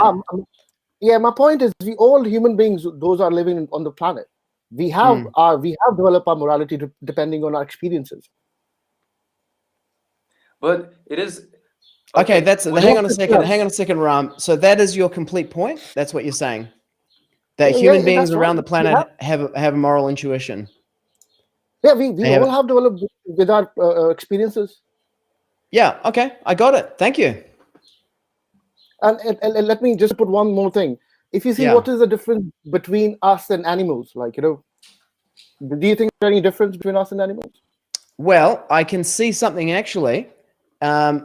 As you're saying here, human beings are born with this kind of innate moral understanding, and it causes them to act in ways which are detrimental to their own survival. So it seems to be something that's not like driven by evolution. Whereas animals just act according to fitness. Well, depending, like, how they, every act they do, if you see most of the yoga postures come from, it's inspired by animals. Mm-hmm. Okay, right. The basic difference between we and animals are, we are aware of who our parents and kids and grandparents and a family. Animals are not. not always. Well, like, they don't come for Christmas, isn't it? That's true. No, That is true. Yeah. That's evidence right there. So they basically, animals, that's one of the main difference.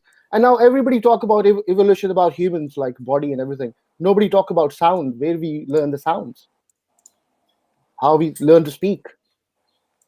you could always also attribute that to evolution.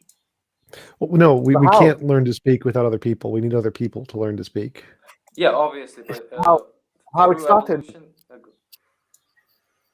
Guys, I'm sorry, I'm taking the debate into next point. That's my whole idea is like, evolution, morality, we all born with it. We don't need any special book for that. And I don't think Yes. people were living before the books arrived to the planet. Yeah. Okay, Okay. but my rebuttal would be is that the nature of the soul innately is goodness. The soul is in goodness, but because we're influenced and conditioned by the material existence, that is why we can make immoral choices. But naturally, the soul is good.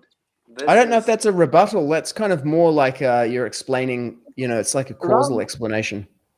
I don't understand what you meant by soul. What is soul? Atma. Atma, Chetna, I understand that. But Chetna have no experience. Experience. I beg your pardon.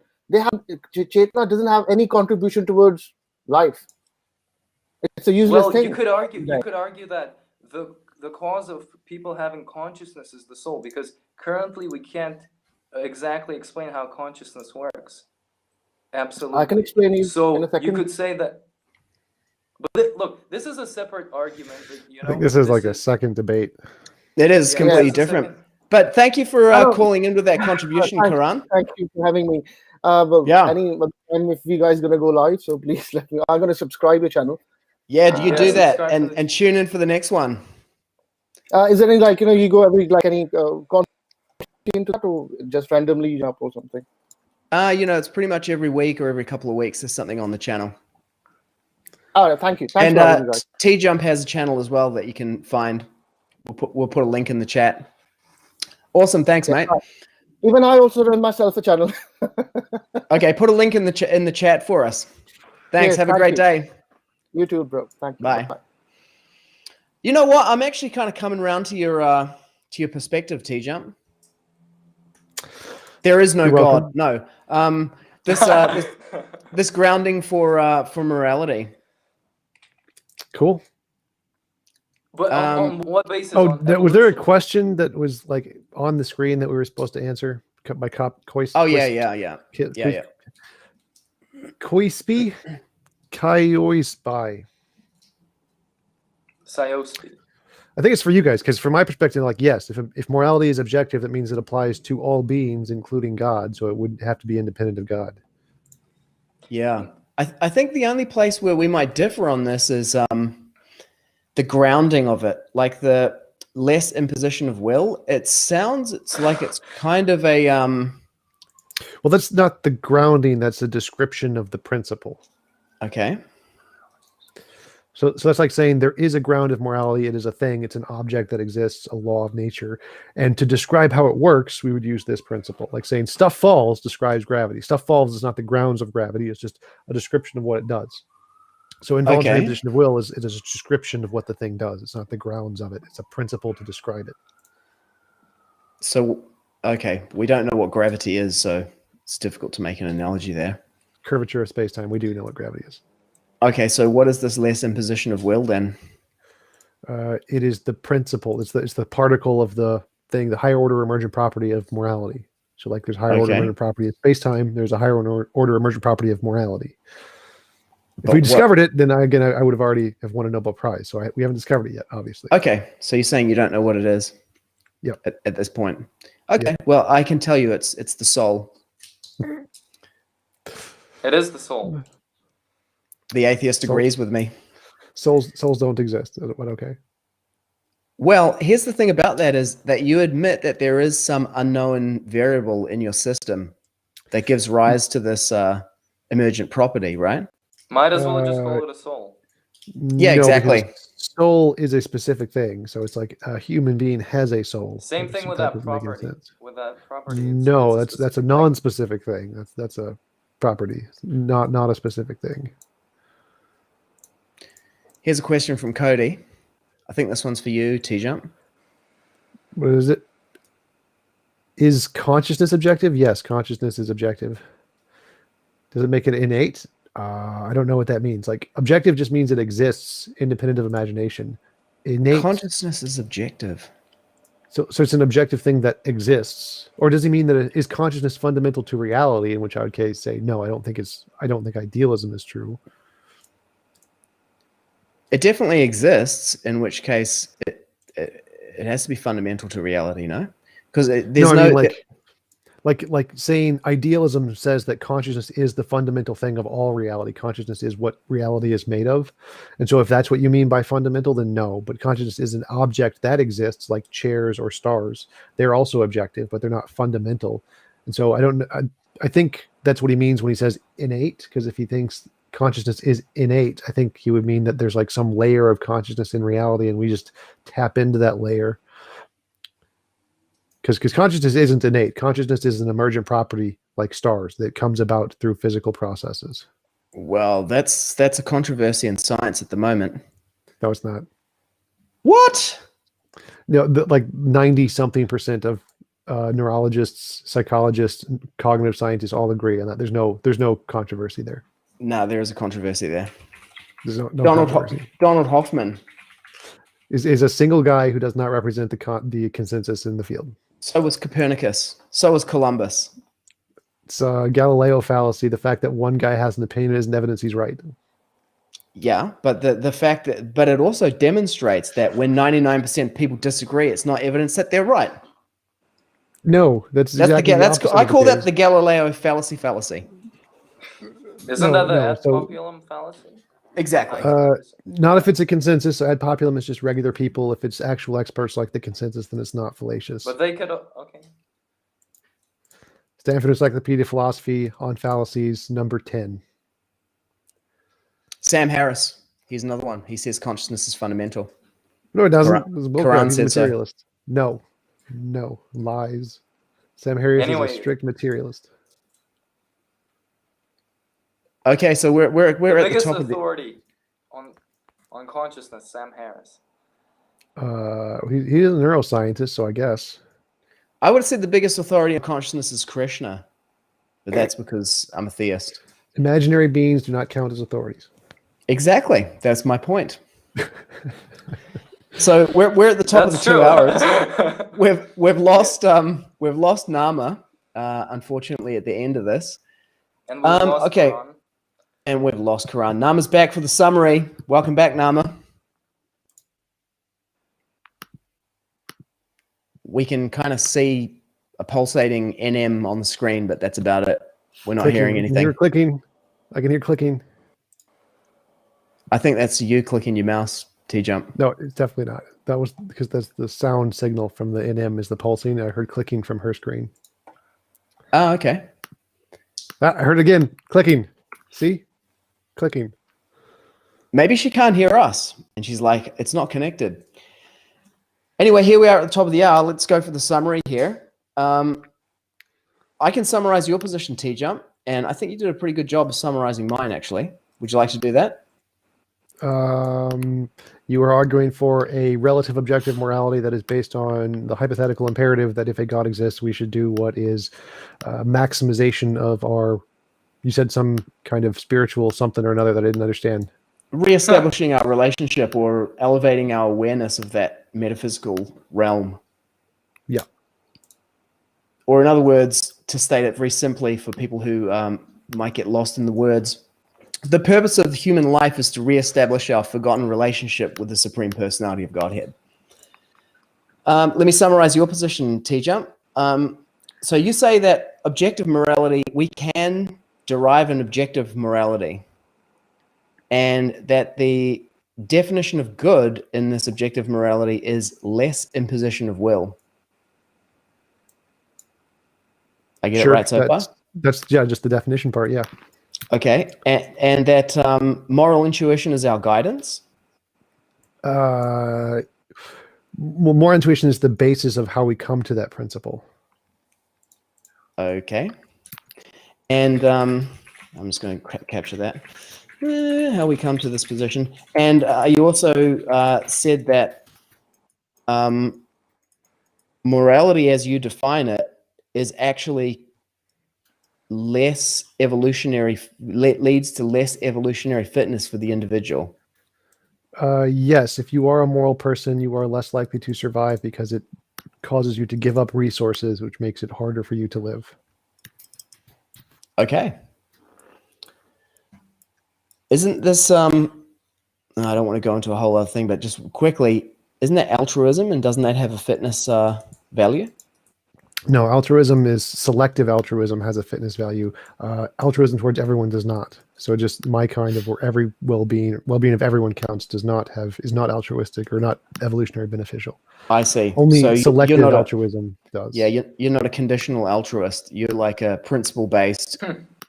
Yeah. You do it even when it's going to be bad for you. Yeah. Oh, you're from a religious perspective, you're actually a good person. Unfortunately. Very detached at this point Yeah. from possessions. Making spiritual advancement like that on the internet, hey? Just from reading the dictionary. Amazing. Yep. Ram, do you want to summarize Nama Madhurya's position? I would love to, but okay. So what I got from this is that because scientists strive to make scientific inventions, they do it for the greater good of the people, and therefore that proves that there is some kind of factor that motivates them to do it, which means that there is an objective morality, something objectively good, which I don't exactly agree with if I understood it correctly, but this is what I got from it. Yeah. Okay. You don't have to agree with it. You just have to understand it. Yes. We can agree to disagree, but as long as we understand what the other positions are, then we have increased the moral good in the world. I say. I say that is more Based good. on which model? Based on all of them. And Great. then let's have Nama Madhurya summarize Ram's position. I don't Yeah. think she's in. Yeah. Perfectly. Perfectly. Because Yes, I didn't have a exactly. position. Yeah. That's great. No, but I would just like to, wrap up a little bit with TJump's, point of view. I'm not gonna make it long, but basically what I get from you is that, okay, you believe that there can be objective morality, but for that to be the case, there has to be something there that dictates it, right? There has to be an objective feature of the world. Yes, that's what objective means. There has to be an objective feature of the world. So so this is your take on morality, is that there has to be this fact, this objective factor that dictates what morality is. And okay, this is what I understand from you. As far as I can see, I don't know if it exists, from a materialistic point of view, from an atheistic point of view. I don't know if you can prove it even in 150 years, whatever, with the aliens and stuff. No, But, 150 okay, days. 150 days to disclosure. 150 days, sorry, yeah. So, okay, at least I understood your position, and this is your hypothesis, and this is what you believe in, and I don't think I could really say anything to, make you think otherwise. But To because you shake believe that there his is, firm faith. you believe, yeah, exactly. To shake your belief that there is some kind of thing that exists that dictates morality, basically. No, it's really simple. You just have to make a better hypothesis that makes testable predictions, which get it right. I was going to say that's Thomas Kuhn's structure of scientific revolutions, right? You supersede a preceding explanation by providing one with greater explanatory power. Pretty much. Yeah. Okay, great. I mean, we have accomplished today reinventing the internet. Thanks. With this intersectional format and also taking callers. So I think we might make that a regular feature in the show. And as you suggested, TJump, figure out a way to have like a call-in number where people can call in with their questions. I actually called in with a question when you were on that debate with the Islamic guys about science. I did see that. Yes. Yeah. I recall. Yeah, that was pretty cool. Got a guest starring slot, I can't remember who it was. It was about science and it was something to do with the ocean currents. Oh, okay. Yep. Yeah, those guys. So thank you for tuning in. TJump, I acknowledge your thoughtfulness and your dedication to reading the dictionary and delving deep into the meaning of things and distinguishing them and thinking very deeply and thoughtfully and being willing to be in challenging conversations and put yourself out there on the internet and just go for it with so many different kinds of people and spending this time with us today. Thanks Thanks for having me on. Yep, it was fun. And Ram, I acknowledge you for coming from the comment section to the main stage, from the stands to the pitch, and engaging with the discussions on the channel, and then taking it to another level by coming on today to put your skin in the game with TJump, and especially for, how old are you? I'm 20 years old. 20 years old. Great. You're creating a new generation of internet debaters here at TJump. Cool. And Nama Madhurya, who's dropped off the channel at 16. It's like a new generation, a new crop is coming up, and pretty soon TJump and I will be OG, retired kind of personalities. Yeah. Thank you both.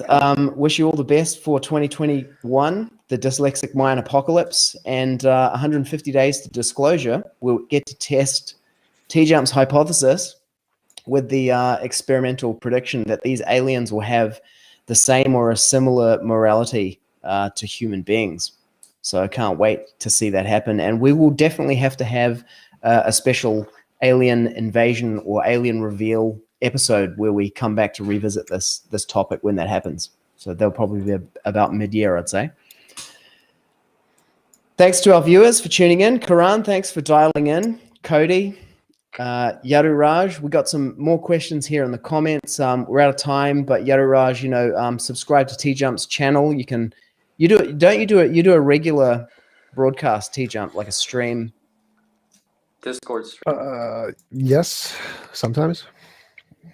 Okay, I think I saw you were playing some kind of D&D kind of card game and debating. I think that was Battledew, the one that I saw. Yeah, so you can come back and catch TJump on this channel in a further debate, or you can go to TJump's channel on YouTube and subscribe there. He's streaming all the time over there. Thanks for tuning in. Have a great week, month, year, century, minute, whatever we have left to us. Enjoy it. Thanks for tuning in. Hare Krishna, everyone.